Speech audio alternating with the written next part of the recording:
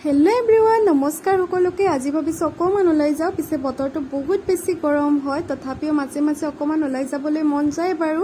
আৰু আজি আমি গৈ আছোঁ পাণবজাৰত থকা হাইটেক চেণ্টাৰৰ ওচৰতে এখন ব্ৰহ্মপুত্ৰ ৰিভাৰ ফ্ৰণ্ট পাৰ্কলৈ। এয়া আমি পালোঁ লাচিত ঘাট। আৰু এয়া যিহেতু গৰম হয়, গেটৰ সন্মুখতে থকা ফ্ৰুট জুচ খাবলৈ গ'লোঁ। Fresh pineapple juice. মোৰ পিছে পাইনএপল ফেভৰেট হয় দেই।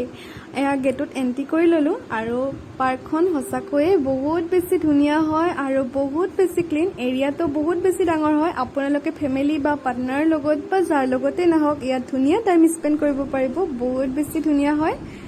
আৰু পাৰ্কখন যিহেতু ব্ৰহ্মপুত্ৰৰ পাৰত অৱস্থিত, সেয়ে উমানন্দ টেম্পলটো বহুত ধুনীয়াকৈ দেখা পোৱা যায়।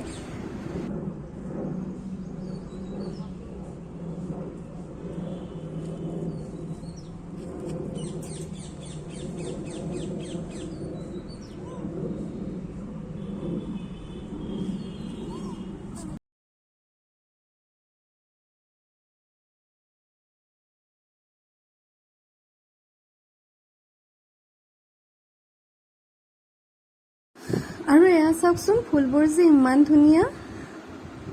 ৰীল বনাই বা ফটো উঠিবলৈ একেবাৰে ধুনীয়া হয় জেগাটো।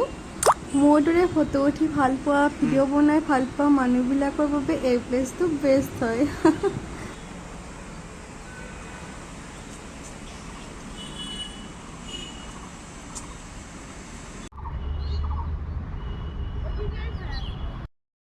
আৰু মই কোৱাৰ দৰে ইয়াৰ এৰিয়াটো যিহেতু বহুত ডাঙৰ, ইয়াত এটা ধুনীয়া পুখুৰীও আছে। আৰু পুখুৰীটোৰ পানীখিনি ইমান যে ক্লিন, মাছবোৰ চাওকচোন ইমান ধুনীয়াকৈ আছে। দেখি খুব বেছি ভাল লাগিল মনটো।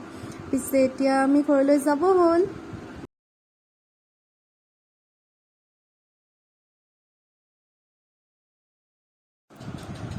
আৰু এয়া আমাৰ লাঞ্চ কৰিবলৈ হ'ল। লাঞ্চ কৰিলোঁ আৰু এনেদৰে আজি আমাৰ দিনটো পাৰ কৰিলোঁ। ভিডিঅ'টো শেষলৈকে চোৱাৰ বাবে থেংক ইউ ছ' মাছ।